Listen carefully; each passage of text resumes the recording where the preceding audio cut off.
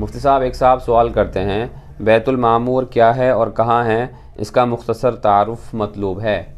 بسم اللہ الرحمن الرحیم۔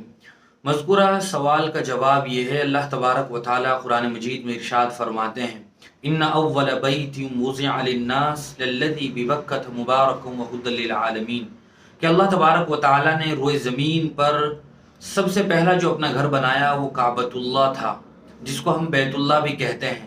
ساری دنیا کے مسلمان اسی کی طرف رخ کر کے نماز پڑھتے ہیں، اور دنیا بھر سے لوگ ہزار جتن اور تگ و دو کے بعد وہاں پہنچتے ہیں اور بیت اللہ کا طواف کرتے ہیں۔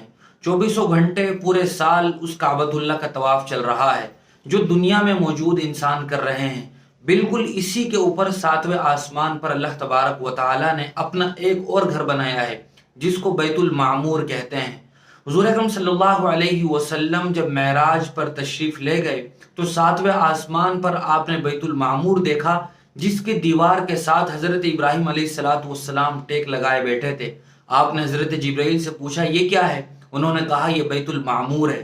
بیت المعمور کا تذکرہ قرآن مجید میں بھی ہے، وَالطُّورِ وَكِتَابٍ مَّسْطُورٍ فِي رَقٍّ مَّنشُورٍ وَالْبَيْتِ الْمَعْمُورِ، اسی بیت معمور کے اللہ تبارک و تعالیٰ نے قسم بھی کھائی ہے۔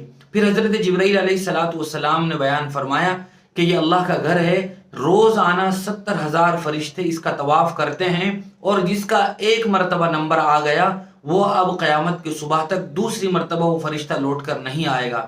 تو فرشتے 7ویں آسمان پر بیت المعمور کا طواف کر رہے ہوتے ہیں، اسی کو ہی بیت المعمور یا بیت معمور کہا جاتا ہے۔ بہت بہت شکریہ مفتی صاحب آپ کا ان سوالوں کے جوابات کے لیے۔ محترم سامعین و ناظرین، اسی طرح کی شرعی مسائل کی جانکاری کے لیے آپ ہمارے دار ارقم یوٹیوب چینل کو سبسکرائب کریں، لائک کریں اور صدقہ جاریہ کی نیت سے اس کو شیئر بھی کریں۔ جزاک اللہ۔